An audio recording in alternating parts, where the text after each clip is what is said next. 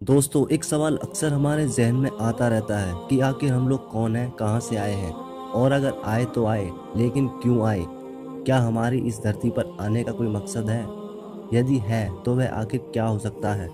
हमारी तो छोड़ो, मैं तो पूछता हूँ कि आखिर इस ब्रह्मांड का अस्तित्व ही क्यों है? ये इतना बड़ा ब्रह्मांड कहाँ से आया, और अस्तित्व में आने से पहले ये आखिर कहाँ छिपा हुआ था? इन सभी सवालों के जवाब तो हमें मिले नहीं। और अब एक और नया सवाल आ खड़ा हुआ है कि जिस दुनिया में हम जी रहे हैं, क्या वो असली है भी, या असलियत कुछ और ही है? या हो सकता है बस हमारा दिमाग ही असली हो और ये बाकी दुनिया उसी के द्वारा बनाई गई एक उपज मात्र हो। और यदि हम सिमुलेशन हाइपोथेसिस को सही माने तो एक सवाल उठकर सामने जरूर आता है कि आखिर बच्चे कैसे पैदा हो जाते हैं। आप सभी को पता होगा कंप्यूटर वायरस के बारे में। एक छोटे से लैपटॉप में भी आप कुछ कोड्स लिखकर एक बैच फाइल के रूप में आप वायरस बना सकते हैं, और वो बैच फाइल किसी भी कंप्यूटर की धज्जियां उड़ा सकती है। हम जानते हैं कि कंप्यूटर वायरस छोटा और इतना छोटा हो सकता है कि यदि हम उसे पकड़कर उसकी प्रॉपर्टीज भी चेक करें तो हो सकता है शायद कंप्यूटर भी उसका साइज 0 दिखाए। एक छोटा सा कंप्यूटर प्रोग्राम आपका इंपॉर्टेंट डेटा कहीं भी ट्रांसफर कर सकता है, आपके सारे की स्ट्रोक्स और लॉक्स मॉनिटर कर सकता है, यहाँ तक कि आपके पूरे पीसी को ही कंट्रोल कर सकता है। हो सकता है ऐसा ही कुछ होता हो स्पर्म के साथ, जो कुछ कोड्स लेकर चलता हो और फीमेल के स्पर्म पर जाकर कब्जा कर लेता हो, और फिर कुछ ऐसा किया जाता हो जिससे एक नए शरीर की उत्पत्ति हो सके।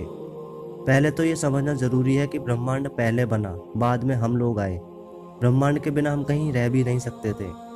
बिग बैंग को भी भूल जाओ। जीवन की उत्पत्ति के लिए हम किसी बिग बैंग का इंतजार नहीं करेंगे और ना ही कर सकते हैं। आखिर कौन अप्रूव करेगा कि ये सब सच है? कौन गारंटी देगा कि ब्रह्मांड अनंत है? जब ब्रह्मांड अस्तित्व में आया और जब कहीं भी कोई भी जीवन नहीं रहा होगा, ये बड़ी ही डरावनी कल्पना है। आप महसूस कीजिए समस्त ब्रह्मांड है, लेकिन उसे देखने वाला और महसूस करने वाला कहीं भी कोई भी मौजूद नहीं है। तो ये सारा के सारा आडंबर किस लिए, क्यों बना? आखिर क्या रीज़न है इस ब्रह्मांड के बनने का? आखिर कोई भी चीज़ बेमतलब के कैसे हो सकती है? उस समय हम सब इंसान और सारा जीवन कहाँ था? लेकिन तभी एक इंसान पैदा हुआ, न जाने कहाँ से आया वो। उसने एक सच देखा जो उसे दिखाई देता था, जिसे वो छू सकता था, महसूस कर सकता था। और ये सच वो खुद नहीं देख रहा था, कोई और ही उसे दिखा रहा था। क्योंकि वो खुद पैदा नहीं हुआ, किसी और ने उसे पैदा किया है। क्योंकि ये आंखें भी किसी और ने ही उसे दी हैं, ताकि वो देख सके कि भाई देख, तू ऐसी भी एक दुनिया मौजूद है जो वाकई एग्जिस्ट करती है। अब आप इमेजिन कीजिए वो जो एक सच देख रहा है, क्या बस वही एकमात्र सच है?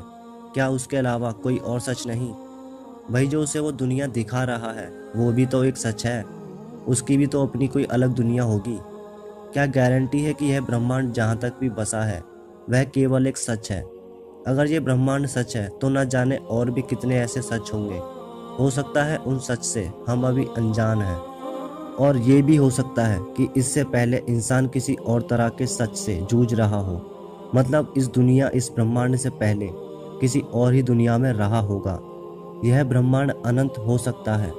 आप लोग कल्पना कीजिए, ये काफ़ी डरावनी कल्पना है कि यदि कोई प्रकाश की रफ्तार से अनंत काल के लिए ब्रह्मांड की किसी एक दिशा की ओर चलता जाए तो भी हमें ब्रह्मांड का कोई और छोर नहीं मिलेगा।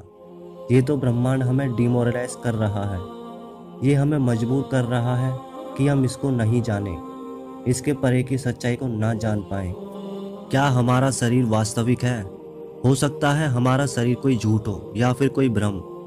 क्या हम किसी सच्ची दुनिया के कोई सिपाही हैं जो दम रखते हैं किसी की सत्ता पलट करने का, और इसीलिए हमें बंदी बना लिया गया है? आप खुद ही सोचिए, आपका दिमाग जो भी चीज़ कर सकता है, सोच सकता है, क्या आपका शरीर वो चीज़ कर सकता है? नहीं। या तो फिर हम किसी एक्सपेरिमेंट का हिस्सा हैं जो हमारे ऊपर हो रहा है, या हो सकता है कि हम कोई हाइब्रिड रोबोट्स हैं जो किसी और ने बनाए हैं। लेकिन जो कुछ भी हो, मैं इतना ज़रूर कहना चाहूँगा कि हम जो कोई भी हैं, हम लोग हैं काफ़ी खतरनाक। क्योंकि जिनको भ्रम में रखने के लिए इतने विशाल और खतरनाक ब्रह्मांड की रचना की गई हो, वो वाकई में ही कुछ तो होंगे ही। हम सभी को पता है कि इस दुनिया में कुछ लॉज काम करते हैं जिन्हें हम फिजिक्स के लॉ कहते हैं, जिसे देखकर लगता है कि हमारी इस दुनिया को काफ़ी सोच समझकर बनाया गया है। हमें आंखें दी गई हैं क्योंकि प्रकाश मौजूद है, नर्वस सिस्टम और सेंसेस भी दी गई हैं ताकि हम अलग अलग चीज़ों को इन सेंसेस द्वारा छू और महसूस कर सकें। जुबान दी गई है ताकि हम किसी चीज़ को टेस्ट कर सकें। इस नज़रिए से देखा जाए तो इस ब्रह्मांड के अनुसार हम बने हैं, ना कि ब्रह्मांड हमारे अनुसार बना है। यानी कि ये ब्रह्मांड हमें चला रहा है। कल्पना करो एक ऐसे ब्रह्मांड की जिसमें बिल्कुल प्रकाश ही ना हो, चारों तरफ बस अंधेरा ही अंधेरा हो।